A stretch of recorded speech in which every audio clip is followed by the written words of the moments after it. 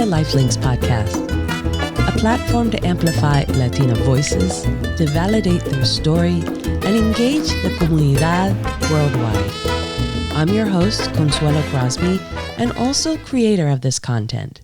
If you would like to chat about what you've heard here today, then reach out to me through our website at thelinks.com. That's LNXX, or through our Instagram profile at Lifelinks. I'd love to listen and engage in whatever you have to say. Hola, chicas. Welcome to the Lifelinks podcast, where we share the full picture of a first-gen vida, validating each other's journey and lifting one another towards joy and success. We have a special guest, Linda González, sharing her compassionate journey through amazing experience that most of us will never go through. Linda is a bilingual small business strategist, coach, and author of 2 books, Breaking Through Your Own Glass Ceiling, based on 20 years of coaching practice with a focus on BIPOC, women, and under-resourced resilient communities, and The Cost of Our Lives, which explores familia, betrayal, and redemption. Very grateful to have you here today. So welcome, Linda. Thank you so much, Consuelo. It's just a joy to be spending time with you. It's such an honor to meet you because we have been in the same circles over and over again, which is shocking we have not met before. It would seem when we put our circles together that Venn diagram should have had us at the core of a friendship already, but thankfully it came together with this podcast. And on this, we are really excited to have you share with us your life story. So why don't you go ahead and start in on that? That's such a big question. This is the crib notes. Okay. If someone said Linda González, who is that? What would you hope they say? I hope that they say that I was a person who brought clarity and joy and motivation to live a full-hearted life. I am not a person who minces my words, as they say, muy directa. Like sometimes people think I'm from New York, not California, because my personality is to just go right to the point, to speak truth. It got me into a lot of trouble in a society that did not think I had the right to speak truth. I always tell people that in my career, I have been suspended and demoted and fired. And I say that because it's these quiet little secrets that a lot of people have that they feel like it was because of them and their failure. And at the time, I thought it was that, but I learned that the system was not set up for me to succeed. And that was such a powerful awareness. So the other thing I want to have people be able to say is that I was always someone who centered justice and racial equity. I always looked for where people's voices did not have space. And I was not interested in speaking for people. I was interested in creating the space for people to speak for themselves.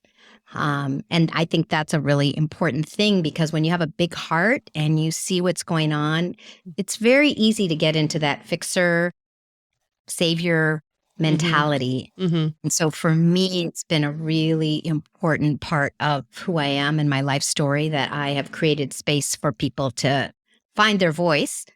Certainly as a mom of my now 27-year-old twins, certainly in, different communities that I've been a part of. Yeah, twins. Yeah. That's a lot already. Okay. That's a lot We're seeing already. a big story coming up. Yeah, it's a big story. But, different, I think I've been in the middle of a lot of circles, spiritual circles and writing circles and social circles and sports circles. I was the captain on the soccer team and I was the person who brought together people of color to write in my home. And I was part of a small circle of people that kept my people of color Buddhist Sangha going. So Wow. I have been in the center of many beautiful flowers that have bloomed.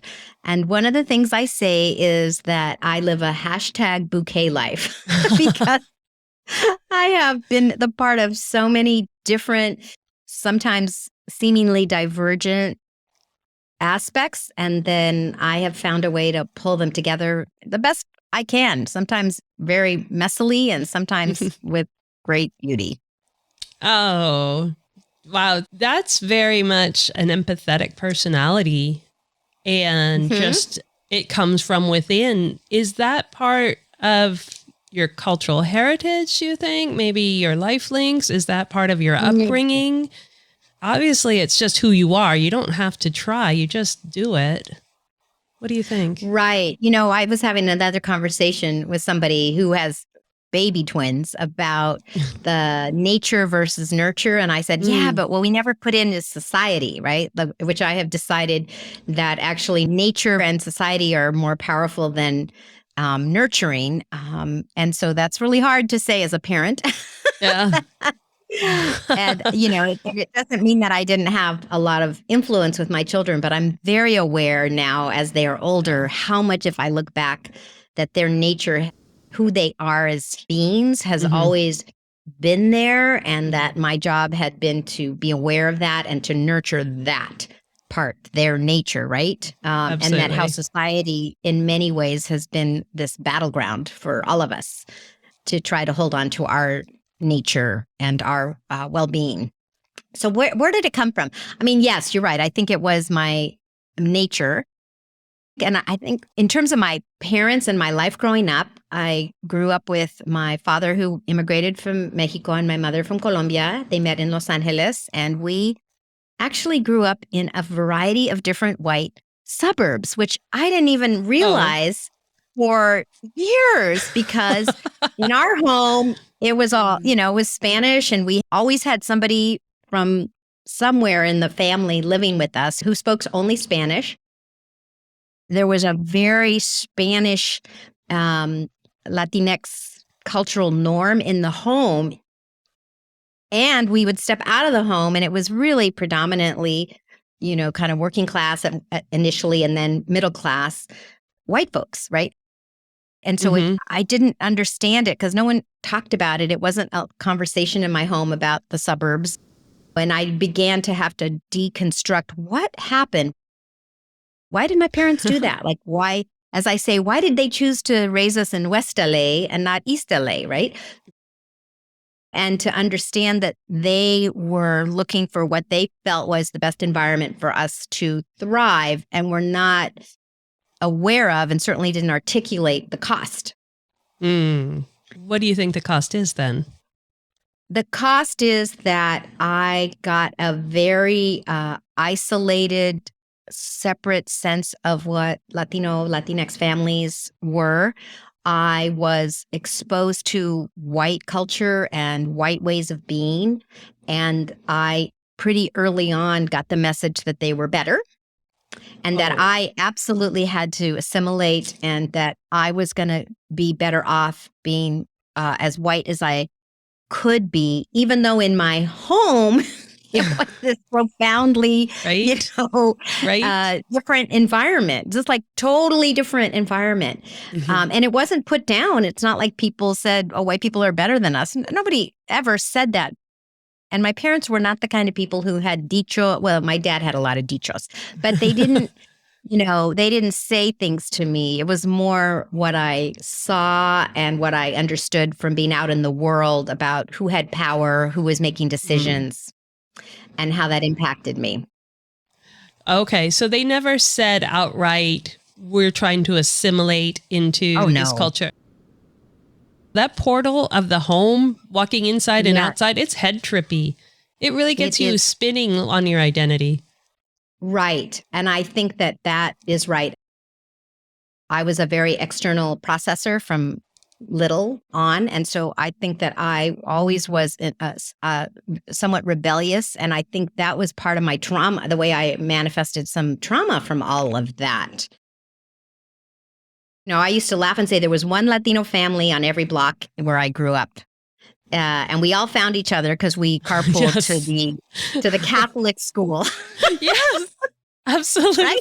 Yes. We found each other. Truth. That is so true.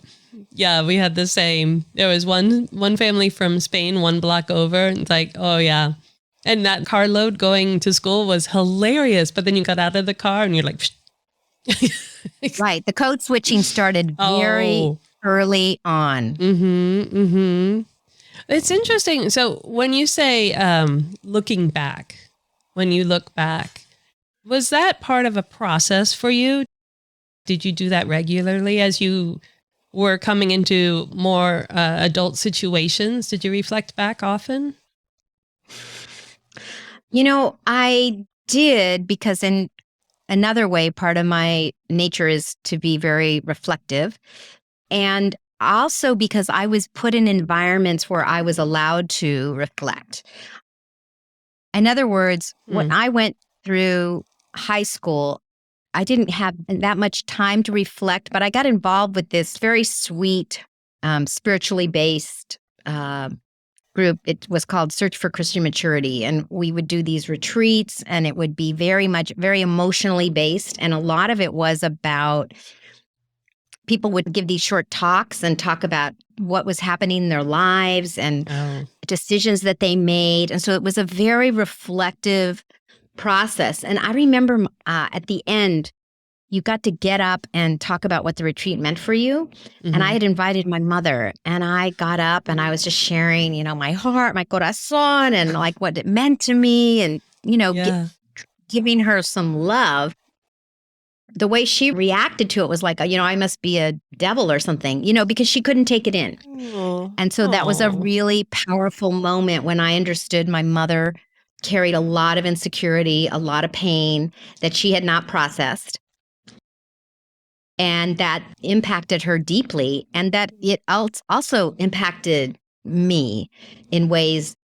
And I, had to, on some level, have compassion for her, and at the same time separate myself and go, I need more, because I need to feel good about who I am and what I want to do in the world. Oh, gosh. Oh, that must have been a really struggle. How old were you at that time? That was high school? It was high school. So I was probably maybe 17. Wow. Which is, a really tough, challenging time where you are, as a teenager, right? Really trying to establish and understand yourself. My parents, God bless them, they took care of our physical needs 100%, but on an emotional level, they were, neither of them were cariñosos. They, neither to themselves or to us as kids. I think that particularly my mother felt like we were going to, in some level, be better than her. And I think it tugged at that deep, deep insecurity that she had. And like you said, you asked a while ago, we're now doing our interesting circular conversation where you asked about, where did I learn to be that way? And I think that part of it was in seeing and understanding that my mother was deeply competitive in a way, because she understood that we were not going to have to face the challenges that she faced. And particularly because she was one of those people that did not have a good ear. And so her accent always was very, very thick, is the word, right? We say. So thick, nobody, I remember people calling my house and saying, I don't understand your mother. And I would just be so furious. Like, how can you not I understand her perfectly, right? Like I couldn't understand. Yeah, like what accent?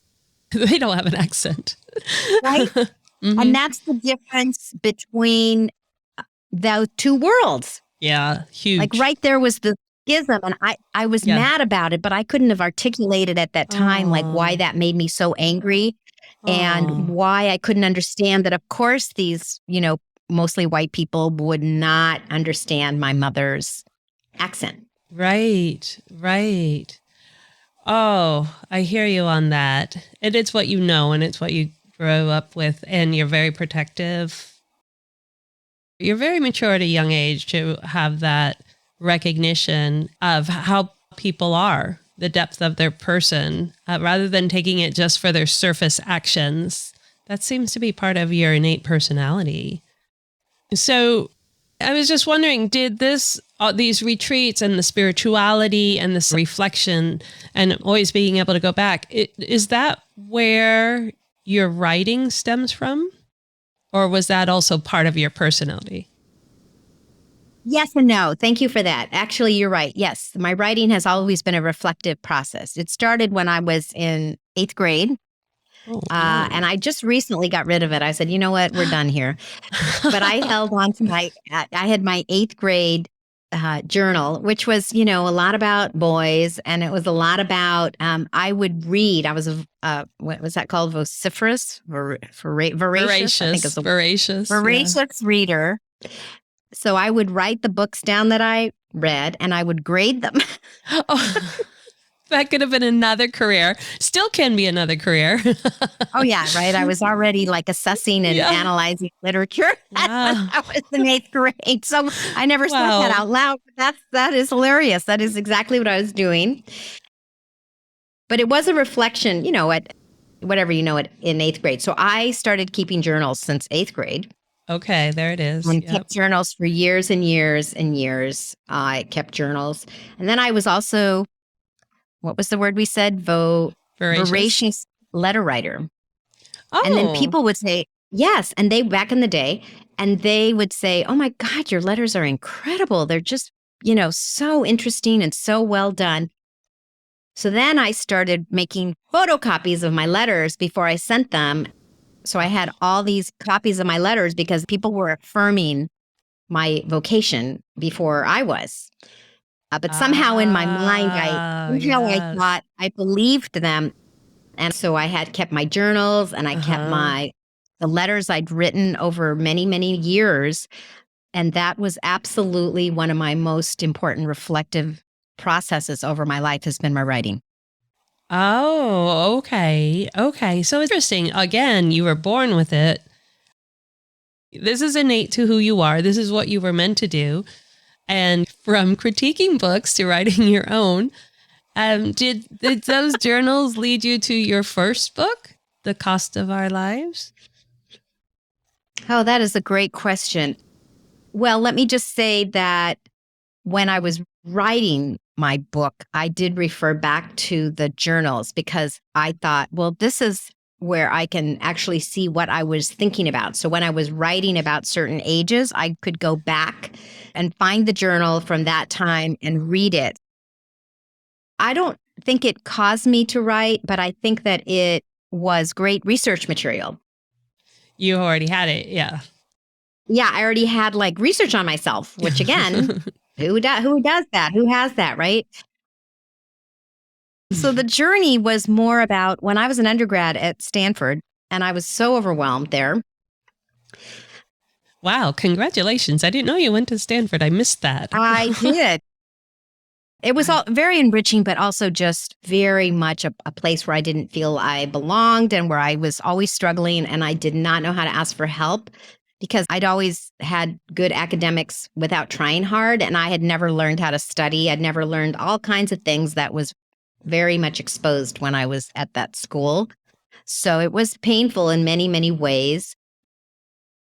It took me a while. I kept stopping out. I just was like, I just can't go back. I would stop out every fall and I'd go take courses at a junior college, community college, because I couldn't quite get myself there till the winter quarter.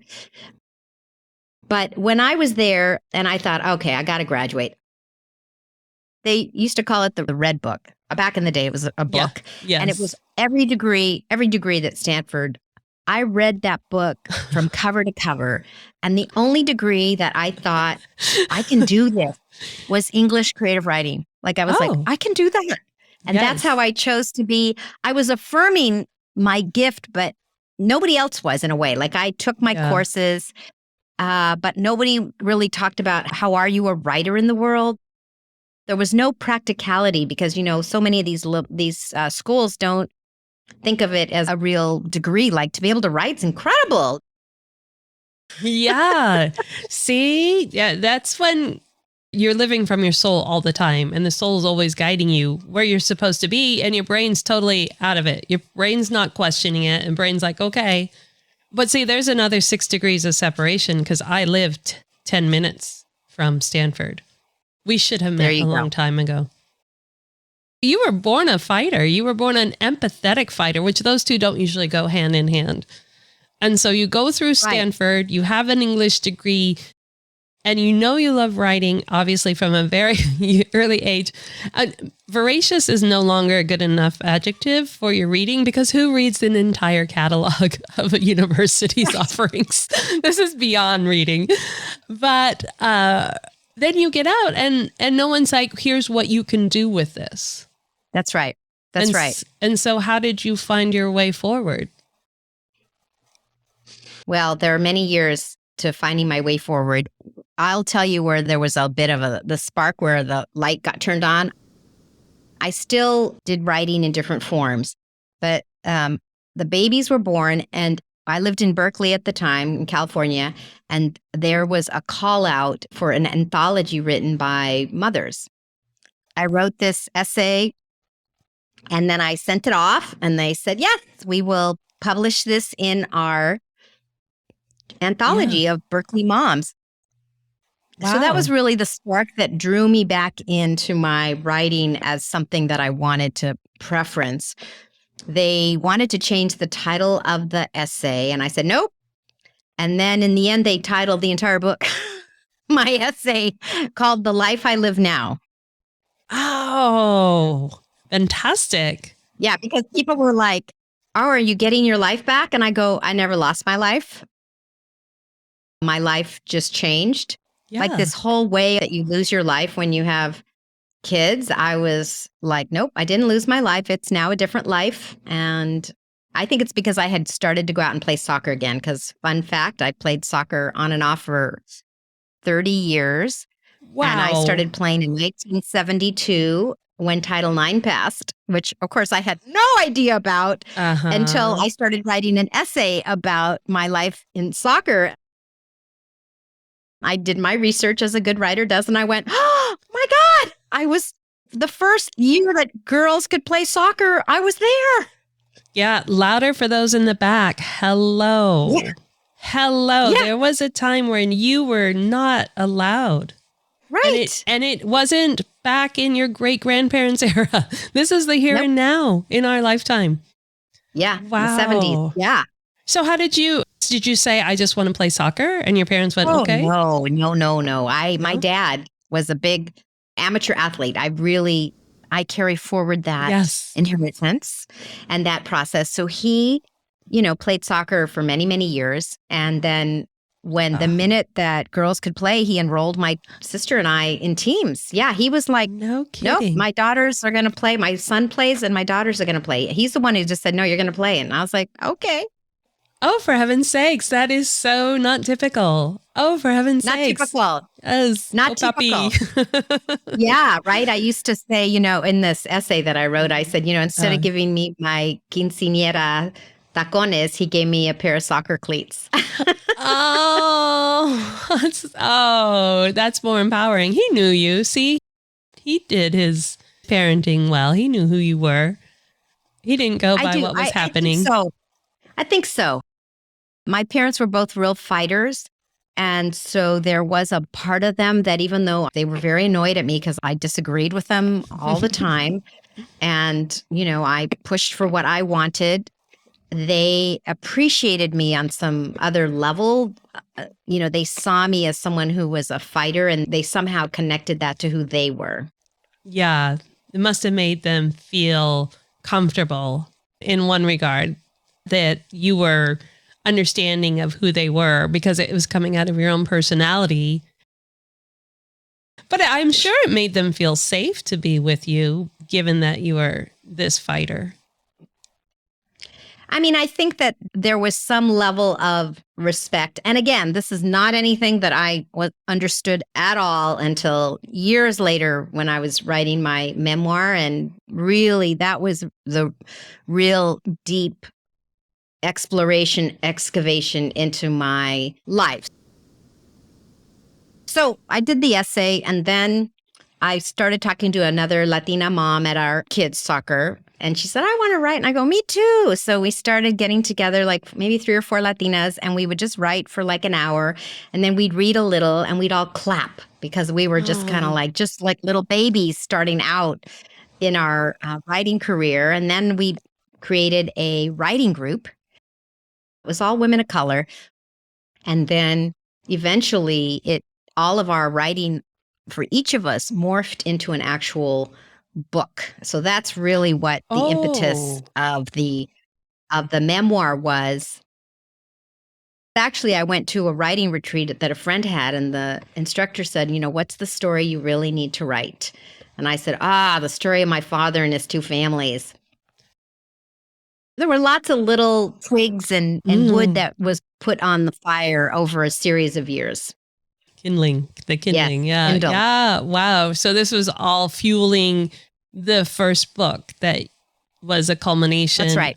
of telling your story. And how long did that book take to write? All right, everyone, take a deep breath.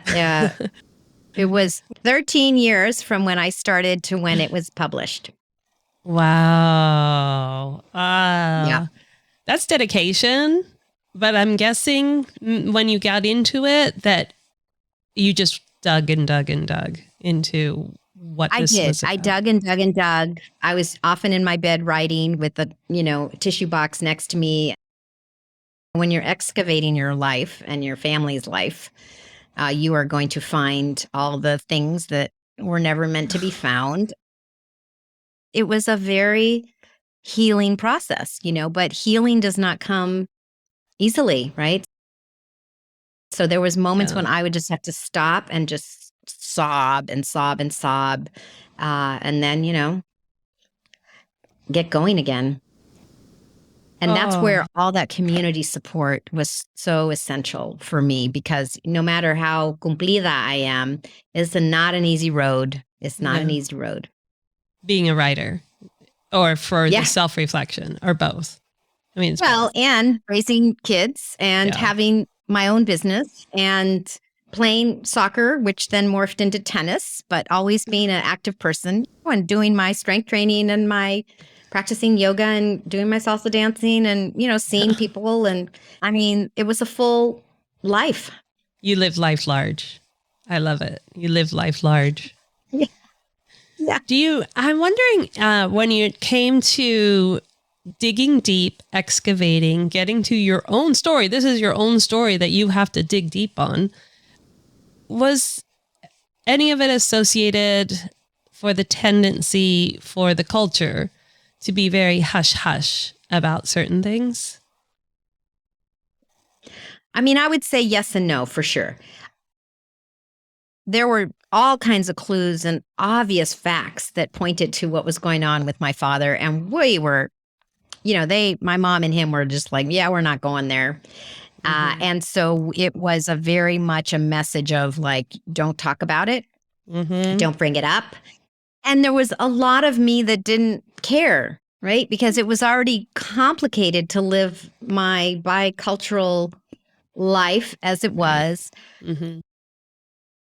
And so where, at least initially, I always felt like I was doing something wrong all the time because somebody didn't like what I was doing. Even within my parents, where, in Colombia and Mexico, they have the different words for, so many things. And so in my own home, if I used a certain word for green beans or for avocados or for apricots or a bag, then somebody was going to be mad at me. And so I also think that silenced my Spanish because I was like, if I said talega, my mother would be happy, but my dad would be like, no, it's a bolsa. Alboricoque, no, it's chabacanos, right? I mean, I realized that there was, a very competitive spirit in my home for each of them to try to just hold on to their own particular cultural norms and not understanding that when they said something negative about each other's culture, that they were saying something negative about their children. Who were from both of those cultures. Yeah. It didn't occur to them that you're in the house listening to saying, hey, I'm half of that. You don't like half of me? Yeah. Wow. Right. Oh my God. Tissues. It's tissues time. Yes. Wow. As a reader, I think people would hit that point in the book and just like whoosh, mind blown, because it doesn't occur to someone who doesn't live that life. Again, hugely part of the struggle. That's a powerful capture that might really explain a lot for the young first gen Latinas right now. Like, because you don't know when you're going through it, you don't know. You just know something's bothering you, rubbing you the wrong way. And you're young. You can't know. It takes moving on in life and reflecting back and having other people speak their story, which is why we do this podcast, to hopefully throw some like moments out there where you go, yes, that's exactly it. That's exactly what it was like. 100%. And I always say, that is what writers do. I remember there was a wonderful woman who lived with us when I was we were very little, who was muy cariñosa. And I realize now, I got a lot of my sense of empathy and compassion from her. When I was interviewing people, she asked me a question when I was interviewing her. She was like, ¿Por qué tienes que escarbar? Right? Like, why do you have to dig in there? Right? And I said, that's what writers do. We got to take the broom and we get under the beds trying to, what is there? We got to get it out. Right? And so, it's our superpower. And we do it knowing that the more personal we make our stories, the more universal they are, the more that they touch other people is in the personalness of it. So people will read the book and they'll go, I'll just have some little detail about the tortillas on the table. And people are like, oh yeah, those tortillas, like no matter what we ate, hamburgers, spaghetti, carne asada, enchiladas, there was always the tortillas on the table. Okay, that's actually hilarious. Yeah. And again, the confusion and the struggle with cultural identity and just all of it. And it's really difficult to maintain a culture when it's getting bastardized on any given day. Yeah, yes, absolutely. Where it is just evolving, it's coming together and then falling apart. I think my whole life has been looking at all of the cultural richness that I have and saying, okay, what's the new formula this year? Like, or even this month? Like, I don't think of it as a static thing. Yes, which is the power that Latinas hold in having their cultural ancestry. It's pulsing in them. Your DNA doesn't know where you live. It's like, oh, you're in Berkeley, you're just white now. No. So you're immersing your family, your friends in their culture, but then you're also making sure that the Latina women and women of color have a place to be accepted and empowered. You seem to give back that directly to the women. Did this lead to something additional in your professional career when you're making space for Latinas to be successful? Yes, especially from my experience of not having a good time being an employee, right? So that out of all those bad experiences, I became self-employed. And I thought, I want to work to help change the environments that were so harmful for me, right? So I became a trainer and a consultant, and I also became a coach. And that was very much that transition. I'm always looking for how do I use my equity heart, my equity lens to do good work in the world. My whole focus is on small businesses of color because, one of the hugest equity issues is the wealth gap.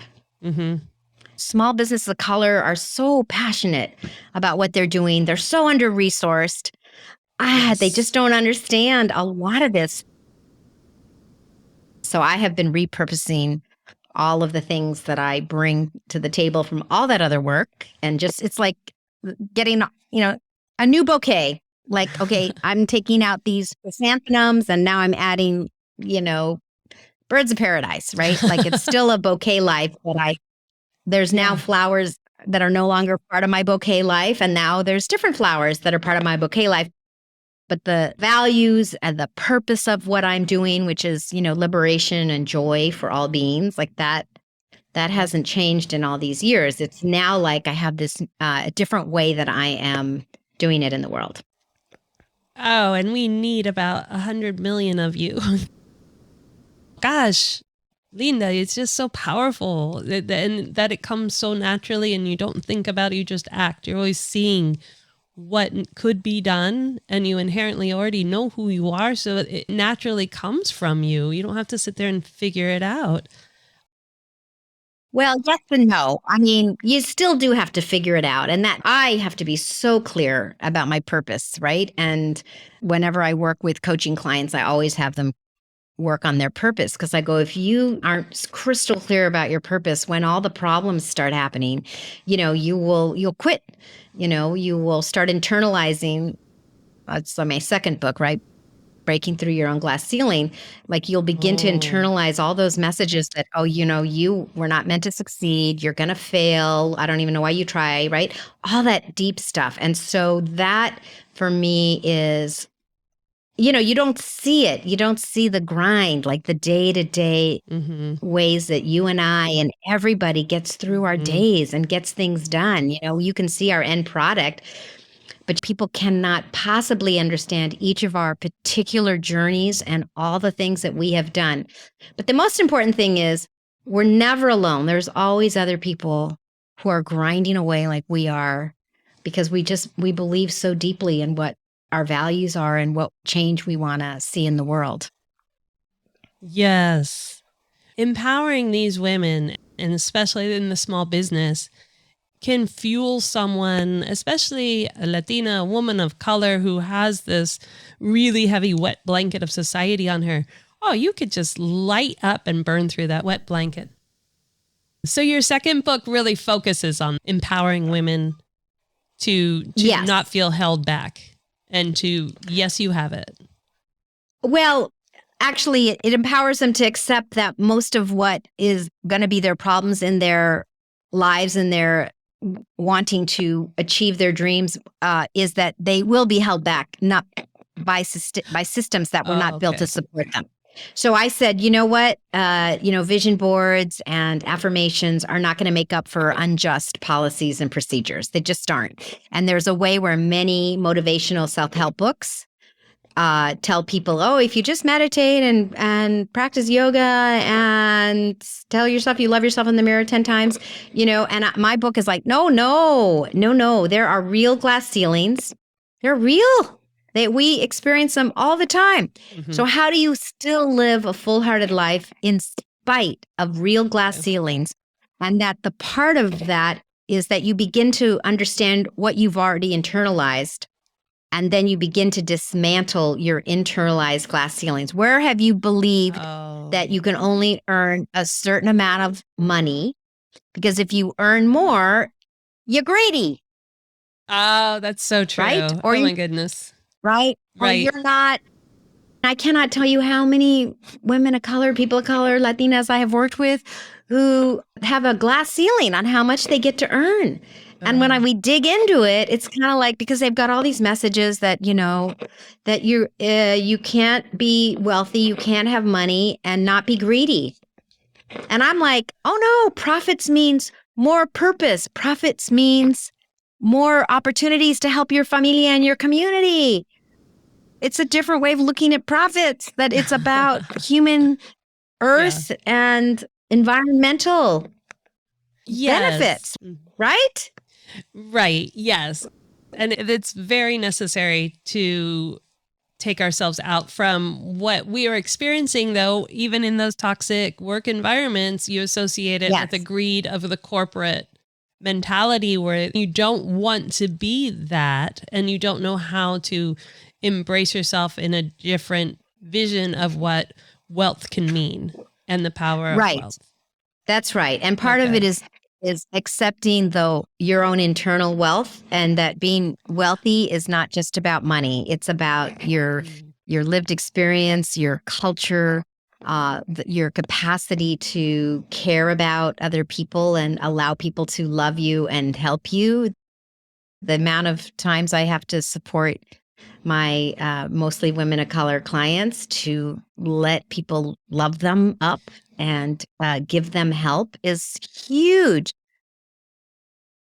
So there's also a glass ceiling, which is about I have to do it all myself. And there's just so many mental constructs that we have been raised with or have been given to us in our workplaces or from our partners. Mm-hmm. And then we have accepted them. So the second book is really like, how do you break through those? Because that's where you have all the power in the world, all the power in the world.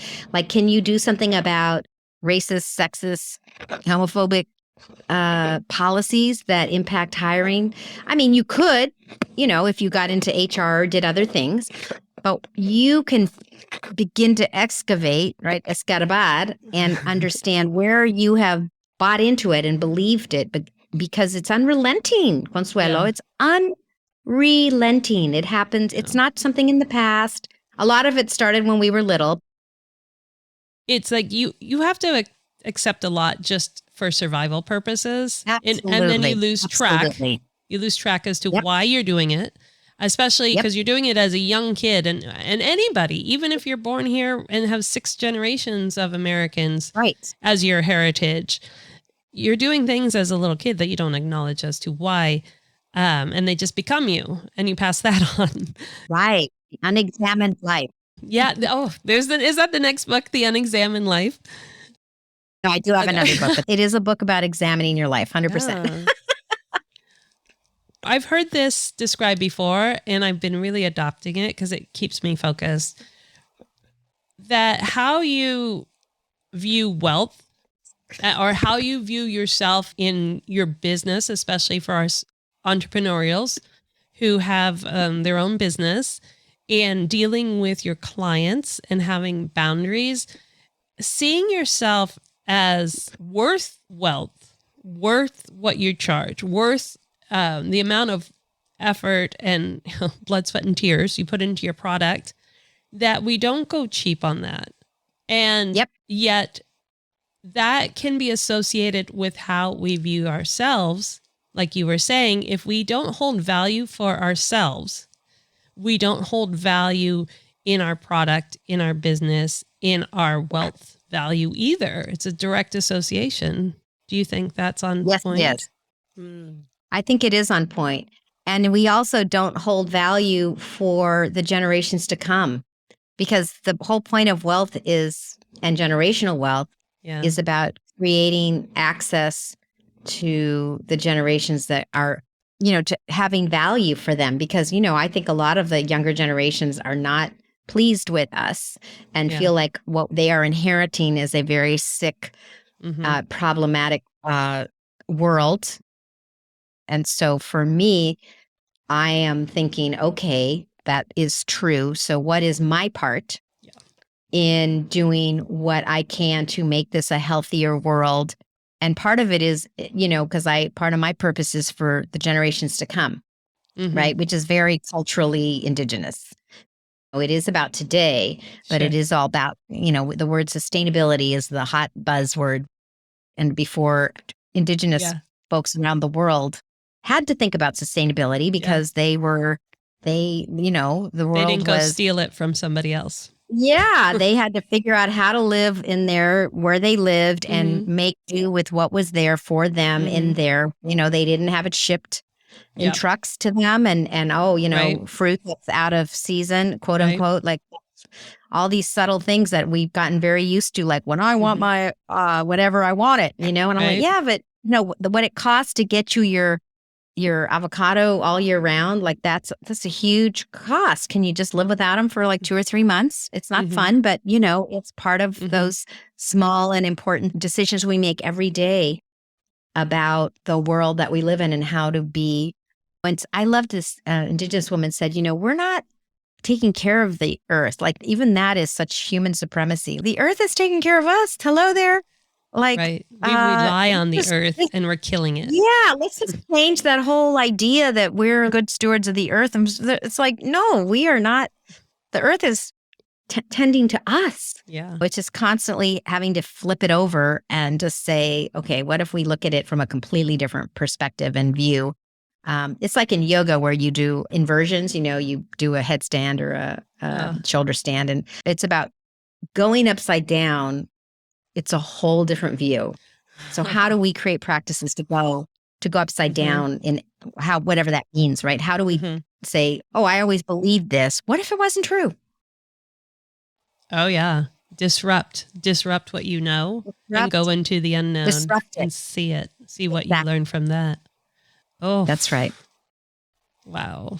This is such a deep interview. I'm loving this. I have a question because you live life beyond large. Again, my adjectives are inadequate during this interview. You live life large. You've touched on yoga and being an athlete, soccer, tennis, and your social justice, your fight for improving the wealth value and the personal value of Latinas and women of color. It's just huge. What is something, even in that huge life, that someone would not guess is part of you? What could you really shock someone with? Well, that's interesting. What could I shock people with? I think part of it was highlighted with the pandemic, that there is a deep inner monk. I can be alone and quiet for hours and hours and just be very content.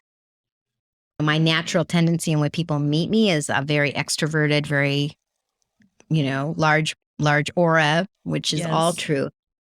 But I am very, very content with silence and with quiet and with myself. And that has taken me years and years and years to cultivate. If I can go days if I don't have to talk to anybody, I'm good. Oh, yeah. That would not go hand in hand to everything we've just listened to. Wow. Oh, Linda, this is a fantastic. You have such depth and complexity. And yet, like you say, you bring it all to the surface. Like you live life large and you live it outwardly. And the views that you've shared with us have really fractured some, for me at least, very traditional thinking of. Now I'm like, oh, okay, wait a minute. Wow, I have to go back. I might have to go disappear for a few weeks and do some heavy thinking. Just like, wait a minute. I thought I was pretty squared away with myself. And now I'm thinking, oh, wow.